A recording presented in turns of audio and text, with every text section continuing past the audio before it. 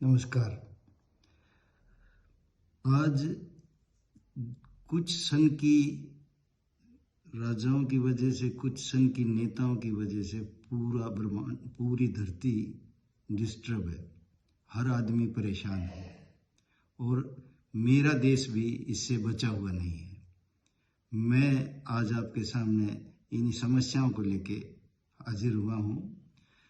खास करके मैं जो भी मेरा टॉपिक होता है हरियाणवी कल्चर, हरियाणवी सोसाइटी के दायरे में रहता हूँ, क्योंकि मैं लगभग अपना सेंटर हरियाणा को ही रखना चाहता हूँ।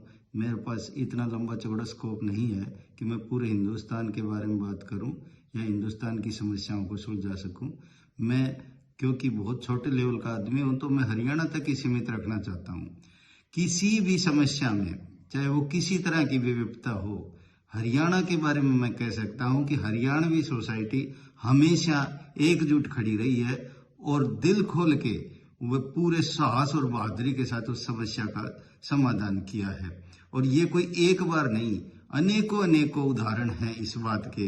इसमें चाहे पंजाब का बाढ़ की समस्या जो कि पिछले 24-25 में आई, उसको हरियाणा के लोगों ने अपनी तरफ बिना सरकार की तरफ देखे मिलके पैसे इकट्ठे किए, रिसोर्सेज इकट्ठे किए, पंजाब के लोगों की मदद की। इसमें चाहे कोविड की बात हो, कोविड में भी हमारे लोगों ने दिल खोल के डोनेशन दिया, दान दिया।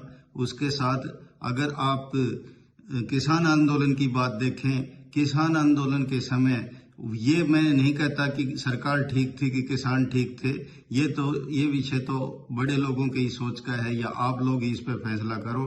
पर जब मेरे किसान भाई सर्दी में, गर्मी में, भूख से, प्यास से बैठे थे, तो हम लोग अगर उनके साथ नहीं बैठ पाए तो हमारी संस्थाओं ने, एनजीओ ने और गांव के लोगों ने, लोकल लोगों ने इकट्ठा होकर डोनेशन करके अपनी कैपेसिटी के हिसाब से उनके पास पैसे भेजे, खाने का भेजा। जिस तरह भी जो भी मदद हो सकी, जिस तरह राम का सेतु बनाने में गिलहरी ने अपनी कंकड़ डाल के मदद की, उस तरह की मदद करके भी उस जगह लोगों ने उनकी मदद। कोई भी मामला हो, हरियाणवी कल्चर एक रही है। कितना भी लोगों ने तोड़ने की कोशिश की, कितना भी बीच में लोगों ने अफवाहें फैलाई, पर कभी टूटी नहीं। आज मेरा विषय, जो मेन विषय है, मैं वही बताना चाहता हूं कि ईरान, इजराइल और अमेरिका युद्ध की वजह से मेरे देश में फिर समस्या आ गई है। सबसे बड़ा दुर्भाग्य का विषय तो ये है कि हमारा देश सदा से जो विश्व गुरु कहलाता था, सेल्फ रिलायंट था, हर आदमी हमारी तरफ देखते थे, छोटी सी समस्या आते ही अस्थिर हो जाता है। सबसे बड़ी समस्या आज के दिन गैस की है। गैस किल्लत की वजह से, क्योंकि हम लोग इतना गैस पे डिपेंड हो चुके हैं कि छोटे से छोटा घर भी आज के दिन लकड़ी या उपलों का उपयोग ना करके गैस का इस्तेमाल कर रहा है, चाहे वो 5 किलो का छोटा सिलेंडर ही क्यों ना हो। सरकारें आपूर्ति के लिए पूरा जोर लगा रही हैं। उनका अपने रिसोर्सेज हैं, सरकार की अपनी मजबूरियां हैं, उनको तो 140 करोड़ लोग देखने हैं। पर अगर हम आपस में भी देखें तो एक दूसरे की मदद कर सकते हैं और इस समस्या को सुलझा सकते हैं। हम लोग अगर बात करते हैं कि ये समस्या क्यों आई, इसमें हमारा ही कहीं ना कहीं नैतिक पतन की वजह से, हम में से कुछ लोग ऐसे ब्लैक शिप हैं जो हर विपत्ति को अपना फायदा उठाते हैं, जैसे बोलते हैं ना कि आपदा में अवसर ढूंढते हैं। मैं एक छोटा सा उदाहरण दूंगा। जैसे होटल और ढाबों में ठीक है कि गैस की किल्लत है और गैस के भाव बढ़ा दिए। भाव बढ़ाने का मतलब ये है कि उनने अगर एक सिलेंडर पे सरकार ने 60 रुपए बढ़ाए हैं क्योंकि सरकार की मजबूरी है, तो उसका मतलब ये नहीं है कि आप उसका खामियाजा एक आदमी पे ही डाल दो या एक दिन में ही सारे पैसे वसूल कर लो। आप रिजनेबली आपके 60 रुपए जितने खर्चा बढ़ा है उस हिसाब से पैसे बढ़ा दो। मैं एक छोटा सा एग्जांपल देता हूँ। एक छोटे ढाबे में जाओ, दाल, जो भी दाल फ्राई मिलती थी उसका 20 रुपए चार्जेस बढ़ा दिए। समोसा 25 रुपए में आता था, 35 रुपए कर दिया। चपाती 10 रुपए में आती थी, 12 रुपए कर दी। एक सिलेंडर से कम 300-400 आदमियों का खाना तो बनता ही होगा। एग्जैक्ट फिगर मेरे को नहीं पता, पर मैं आइडिया लगा के बता रहा हूँ। अगर 300 आदमी भी लेके चलते हैं तो 60 रुपए डिवाइडेड बाय 300 करो, ये तो 4 आदमियों में ही 60 रुपए पूरे हो जाते हैं। इस तरह से आपकी जिस तरह आप पैसे बढ़ा रहे हो, तो इस तरह की समस्या में हर आदमी को जनरस होना चाहिए, अपना एथिक दिखाना चाहिए। उनकी भी कोई तो जिम्मेवारी इस देश के प्रति होगी। हर काम सरकार नहीं कर सकती, या हर चीज को ये नहीं है कि सरकार की तरफ देखो, मानवता की तरफ देखो। आदमी गैस की वजह से अगर भूखा मर रहा है, तो जो आदमी भरपेट सो रहा है उसको सोने का अधिकार नहीं है।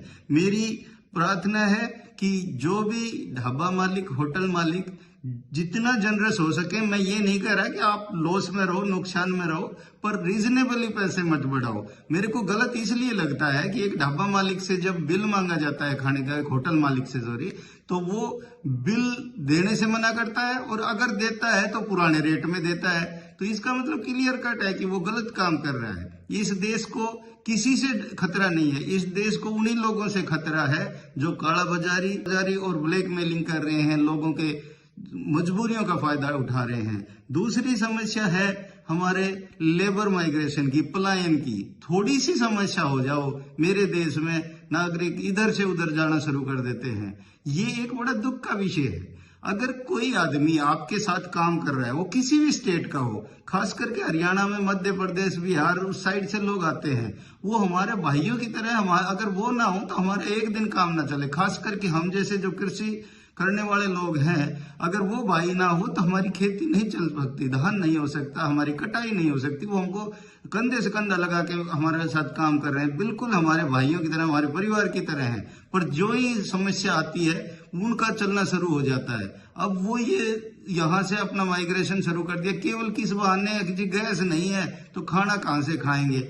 भाई खाना नहीं मिलेगा तो हम उनको लकड़ी प्रोवाइड करेंगे, कुछ भी करेंगे, पर अगर मैं खाऊंगा तो वो भी खाएगा। उनसे मेरी प्रार्थना है कि कहीं नहीं जाए। हाँ, वैसे अगर आपको जाना है तो जाओ, कोई रोक टोक नहीं है, कोई बंधुआ मजदूर नहीं है।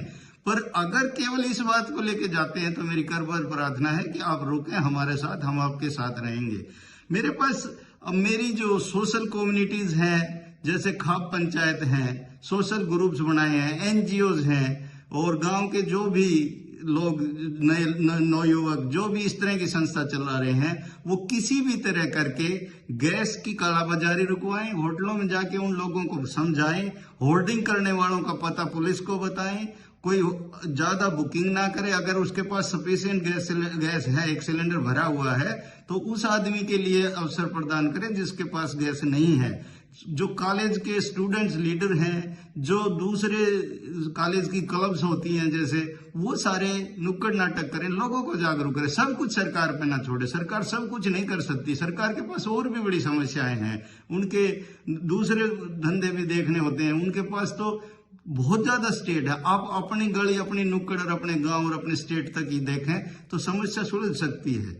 और इसके बाद मेरा छोटा सा एक और आप लोगों के लिए सजेशन है कि अगर हम लोग, जैसे हमने खाना बनाया, हम मान लिया जाए एक 4 लोगों का परिवार है, उनने 8 रोटी बनाई और किसी वजह से 1 रोटी थोड़ी सब्जी बच गई, तो उसको फेंके नहीं।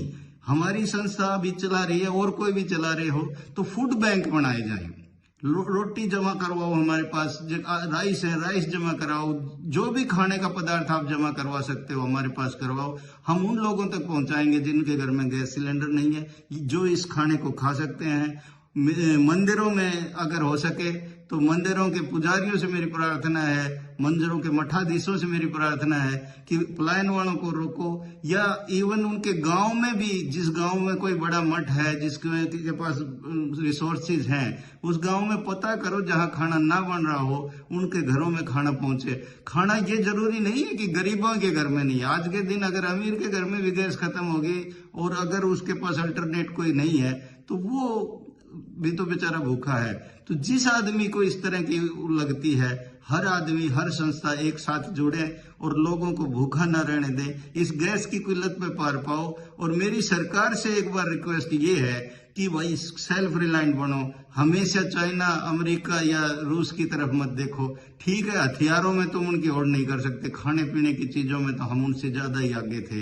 एक जमाने में हम दुनिया को खिलाते थे, आज हमारा देश उन पर आश्रित है। तेल के लिए कोई अल्टरनेट रिसोर्स ढूंढो, कोई नेचुरल एनर्जी का कोई रिसोर्स ढूंढो। सरकारों को से तो इतनी रिक्वेस्ट है, बाकी मैं सरकार से कोई ज्यादा वो नहीं करता, क्योंकि मेरी यही है कि देखो राजनीति अपनी जगह है, जो अभी सरकार में है वो भी बहुत अच्छा कर रहे हैं, जो अपोजिशन में वो भी बहुत अच्छा कर रहे हैं, क्योंकि रोका टोकी नहीं होगी तो सरकार बेलगाम हो जाएगी। और एक कहावत भी है कि power corrupt a person and absolute power corrupt absolutely. तो इसलिए दोनों बहुत बढ़िया कर रहे हैं, मैं किसी पार्टी विशेष या उसके चक्कर में नहीं पड़ना चाहता। और मेरी इन नेताओं से, खास करके हरियाणा वालों से एक और निवेदन है कि आज के दिन जो समस्या हरियाणा में चल रही है उसको देखो। ये पिछले 4-5 दिन से राज्यसभा का एक इलेक्शन को लेके बयानबाजी हो रही है। वो ये कह रहा है मैं बिकाऊ नहीं है, वो ये कह रहा है मैं बिक गया हूं, वो उसके घर वोट डाल दिया, उसने उसके में ये कर दिया। हमको वोटों से नहीं लेना। आज की समस्या ये है कि हमारे हर आदमी को, जिसके घर में खाना नहीं बन पा रहा, जिसके घर में चूल्हा नहीं चल पा रहा, जिनकी नौकरियां छूट रही हैं गैस की वजह से, फैक्ट्रियां बंद होने की वजह से, जो बच्चे पलायन कर रहे हैं, उनकी मदद करें। नमस्कार, जय हिंद।